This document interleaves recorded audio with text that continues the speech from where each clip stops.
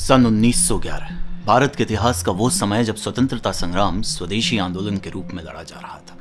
जिस आंदोलन को बड़ी वजह मिली थी जब ब्रिटिश सरकार ने बंगाल का 2 हिस्सों में विभाजन कर दिया।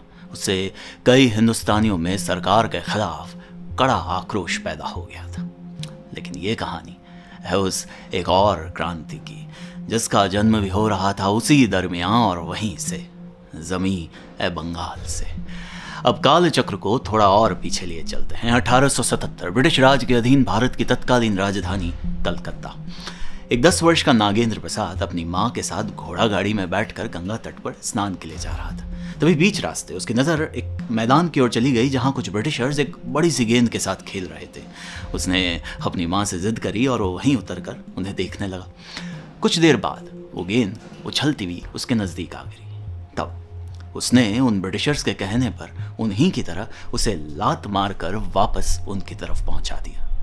कहते हैं कि वो पहला हिंदुस्तानी था जिसने एक फुटबॉल को किक किया था। और वहां से 12 वर्ष बाद 1889 14 बालाराम घोष स्ट्रीट कलकत्ता के कुछ प्रतिष्ठित आदर्शवादी नागरिक एक मीटिंग करते हैं और वहीं से जन्म होता है एक नए हिंदुस्तानी फुटबॉल क्लब का, मोहन बागान क्लब का। और अगले 2 दशकों में मोहन बागान के साथ साथ शोभा बजा रहे ने आर्यंस जैसे क्लब्स ने बंगाल में फुटबॉल को खूब बढ़ावा दिया और नंगे पैर खेलने वाले क्लब्स कुछ ब्रिटिश टीम्स को भी हराने लगे।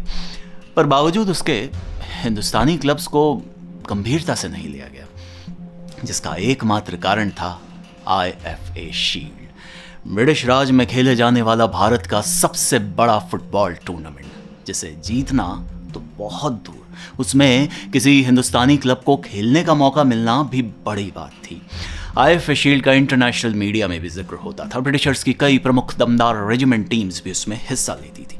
शील्ड में किसी भी हिंदुस्तानी क्लब ने कभी कोई खास प्रदर्शन नहीं किया और मोहन बागान की भी यही कहानी थी।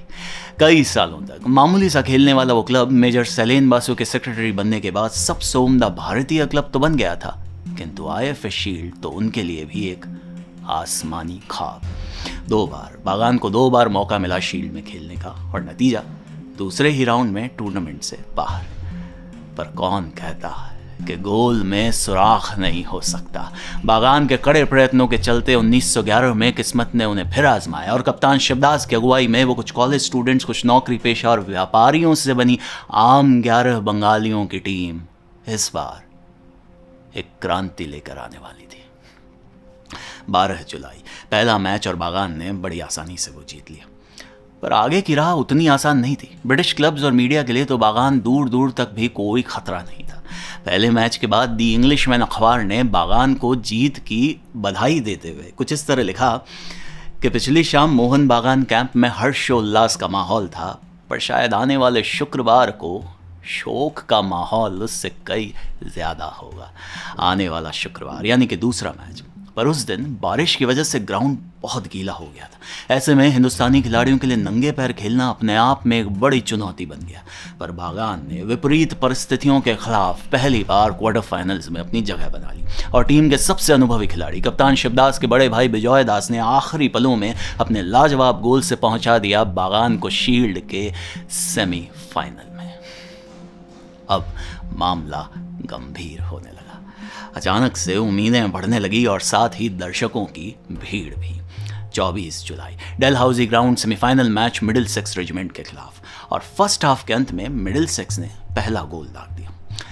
पर उसके साथ साथ उनके फॉरवर्ड्स ने जानबूझकर आक्रामक तरीके से गोलकीपर हीरालाल को बुरी तरह चोटिल कर दिया।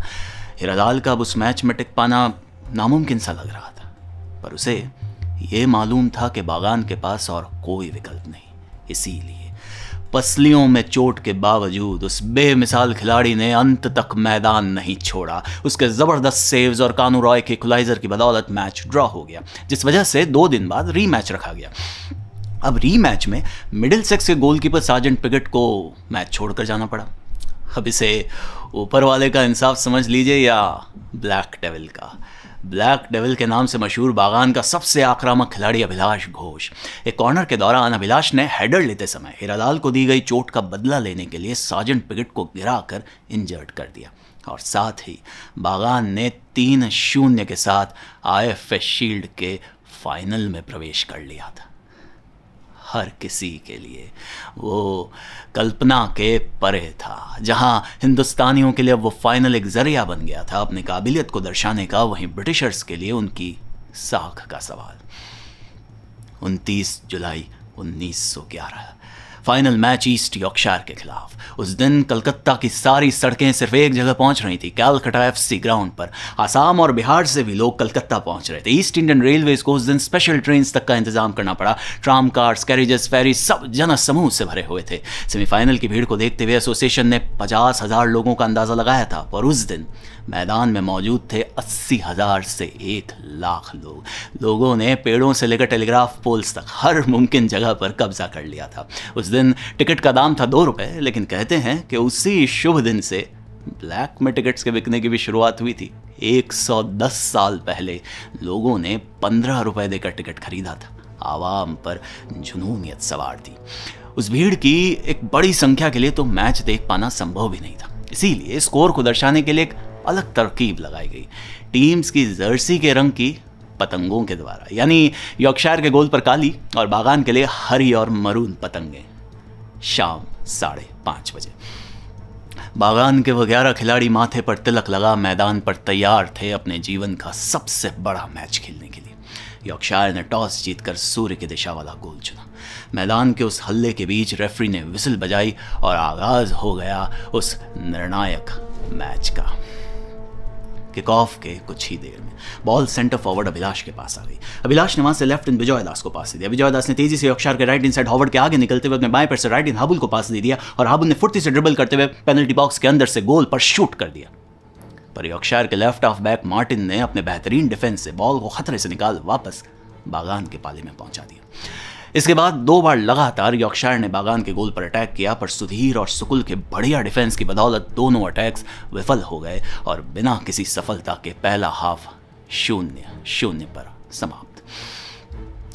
दूसरे हाफ की शुरुआत से यॉर्कशायर लगातार बागान के हाफ में घुस रहा था और ऐसे ही एक अटैक में पेनल्टी बॉक्स के बस थोड़ा सा बाहर सुकुल से हो गया हैंड। यॉर्कशायर को मिल गई फ्री किक।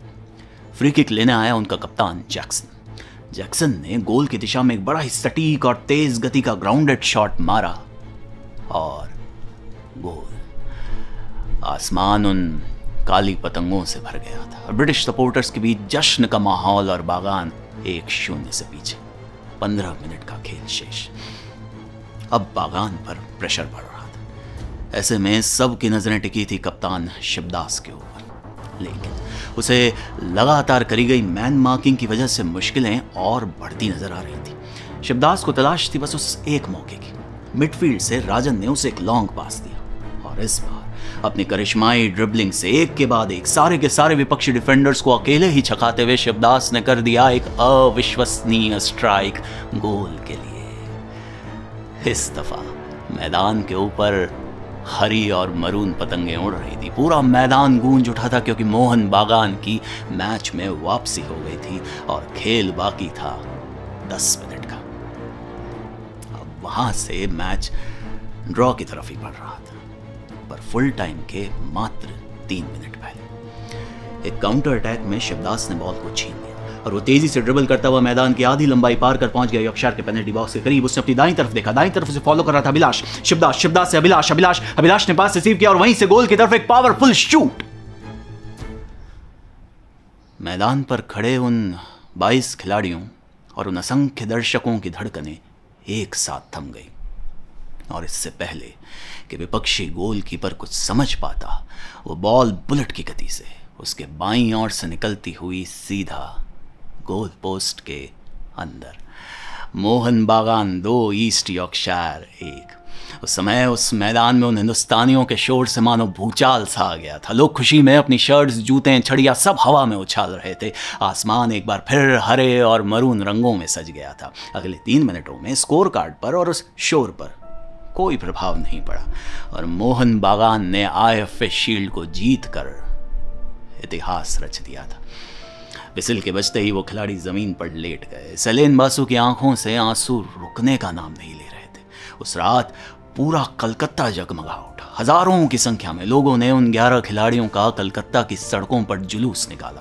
पूरा शहर वंदे मातरम और मोहन बागान की जय से गूंज रहा था। उस जीत के क्या मायने थे, इसका अंदाजा द इंग्लिशमैन अखबार में छपे उन शब्दों से लगाया जा सकता है। Mohun Bagan has succeeded in what the Congress and the swadeshiwalas have failed to do so far, to explode the myth that the Britishers are unbeatable in any sphere of life. जिस हिंदू मुस्लिम एकता में विभाजन ने सेंध लगा दी थी, उस शाम उसको भी मरहम मिल गया था। ब्रिटिश राज में इतने हजारों हिंदुस्तानियों का अपने धर्म, जात, रंग सब भुला एक साथ जश्न मनाने का वो एक अनदेखा नजारा था। शायद कुछ समय के लिए सही, पर वहां मौजूद गुलाम देश के उन सैकड़ों नागरिकों ने उस दिन जैसे अपने खोए स्वाभिमान को एक बार फिर से पा लिया था।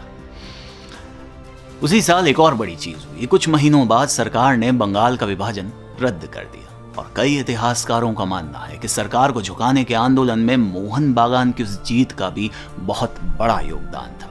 बागान के उन 11 खिलाड़ियों को आज भी दी इमॉर्टल 11 के नाम से जाना जाता है, जिन्होंने हिंदुस्तानी फुटबॉल को एक नया आयाम दे दिया। आज़ादी के बाद भी हमारी नेशनल टीम एशिया की सर्वश्रेष्ठ टीमों में गिनी जाती थी, पर अफसोस इस बात का है कि इंडियन फुटबॉल की वो कई सारी अद्भुत कहानियां 29 जुलाई 1911 के ही जैसे इस बार वाकई में इतिहास के पन्नों में कहीं खो सी।